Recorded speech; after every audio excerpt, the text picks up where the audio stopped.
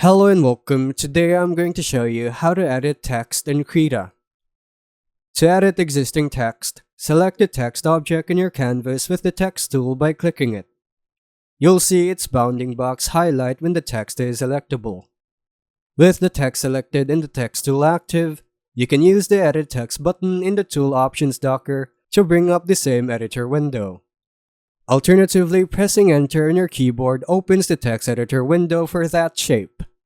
This window is where you change the text, adjust formatting like font and alignment, or update styling.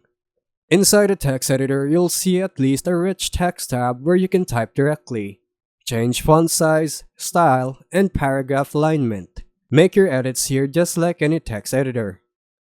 After you're done typing or formatting, click Save in the editor. Krita will then update the text on the canvas with your changes. If you don't see the editor appear, ensure you have selected the text object itself before pressing Enter or clicking Edit Text. The editor won't open otherwise. And that's how you edit text in Krita. Thanks for watching.